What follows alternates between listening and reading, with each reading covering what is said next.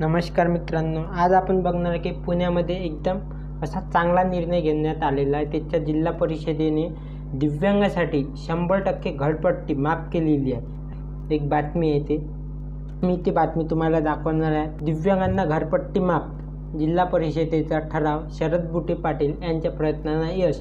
म्हणजे पुण्यामध्ये जी जिल्हा परिषद आहे त्यांच्यासाठी, पुण्यातले जेवढे पण दिव्यांग व्यक्ती असतात त्यांच्यासाठी खूप चांगली अशी न्यूज आहे, कारण की तिच्या पूर्ण दिव्यांगांना घरपट्टी माफ होणार आहे। जिल्ह्यातील दिव्यांगांना 100% घरपट्टी माफ करण्याबाबत ठराव पुणे जिल्हा परिषदेच्या सर्वसाधारण सभेत एकमताने मंजूर करण्यात आला आहे।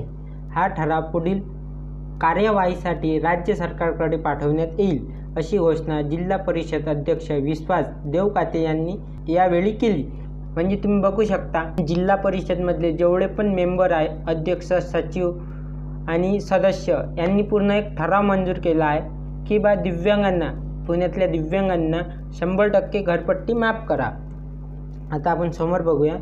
जिल्हा परिषदेतील भाजपचे गटनेते शरद बुटे पाटील यांनी याबाबतचा ठराव मांडला होता। दिव्यांगासाठी राखीव असलेला जिल्हा परिषदेचा निधी अनेकदा खर्चाविना पडून राहतो आणि प्रसंगी सरकारकडे परत जातो, त्यामुळे दिव्यांगांना या निधीचा लाभ मिळत नाही। ही पण एक गोष्ट आहे की निधी कितीकदा पडून जातो आणि निधी वापस जातो, त्यामुळे दिव्यांगांची घरपट्टी पूर्णपणे माफ करावी आणि त्यासाठी राज्य सरकारने मंजुरी दिली तरीही जिल्हा परिषदेने स्वनिधीतून सर्व दिव्यांगांची घरपट्टी भरावी, अशी मागणी बुटे पाटील यांनी यावेळी सभागृहात या ठरावात मांडणी केली। तुम्ही बघू शकता, जिल्हा परिषदमधील शरद बुटे पाटील यांनी एक ठराव मांडला आहे की जेवढे पण दिव्यांग व्यक्ती पुणे जिल्ह्यामध्ये आहे त्यांनी दिव्यांगांचा निधी हा पडूनच राहतो, जिल्हा परिषदमध्ये तसंच राहत असेल, तसंच राहिल्यामुळे सरकारला वापस जाते तो, पण निधी तो तसा राहिला नाही पाहिजे, कोणतं ना कोणतं त्या निधीला काम असलं पाहिजे। म्हणून त्यांनी, शरद बुटे यांनी एक वेगळाच दिव्यांगासाठी खूप काही सोचलं आहे। त्यांनी दिव्यांगांची घरपट्टी पूर्णपणे माफ करावा असं त्यांनी पूर्ण असं सांगितलं इथं, आणि राज्य सरकारने नामंजुरी दिली। म्हणजे राज्य सरकारने ते ह्या ठराव त्यांचा पास पण नाही केला, तर जिल्हा परिषद स्वनिधीतून सर्व दिव्यांगांची घरपट्टी भरेल असं त्यांनी सांगितलं आहे। अशी मागणी बुटे पाटील यांनी यावेळी सभागृहात हा ठराव मांडताना केली। त्यांना शिवसेनेच्या गटनेत्या आशा बुचके, राष्ट्रवादी काँग्रेसचे जिल्हा परिषद सदस्य वीर धवल जगदाळे, रणजित शिवतरे आदी सदस्यांनी अनुमोदन दिले। त्यानंतर एकमताने हा ठराव मंजूर करण्यात आला।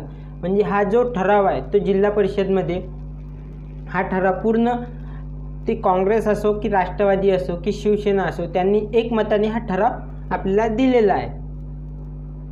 केंद्र व राज्य सरकारकडून प्राप्त होणाऱ्या आणि जिल्हा परिषदेच्या स्वनिधीतील 3% निधी हा दिव्यांगासाठी राखीव असतो। मात्र अनेकदा शारीरिक व्यंगनामुळे दिव्यांगांना लाभाच्या योजनेचा पाठपुरावा करता येत नाही। अनेकदा साधी दिव्यांगांचे प्रमाणपत्रही काढण्यासाठी प्रचंड त्रास सहन करावा लागतो। परिणामी या राखीव निधीचा पात्र लाभार्थ्यांना लाभच घेता येत नाही। यासाठी अधिकाऱ्यांनी स्वतःहून पुढाकार घेतला पाहिजे। त्यासाठी हा निधी परत न जाता तो खर्च कसा होईल आणि त्यांचा गरजूंना लाभ कसा मिळेल हे प्रत्यक्ष अधिकाऱ्यांनी पाहिले पाहिजे, असे मते बुटे पाटील यांनी यावेळी व्यक्त केले।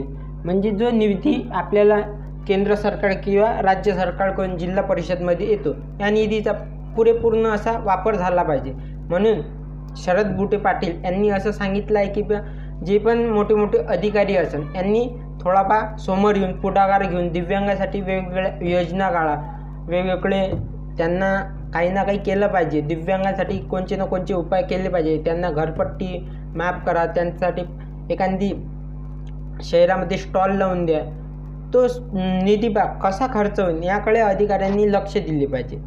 आणि मित्रांनो, तुम्ही चॅनलवर नवीन असाल तर चॅनलला सबस्क्राईब करून घ्या, कारण की तुम्हाला असेच नवनवीन बातम्या आम्ही देत राहू।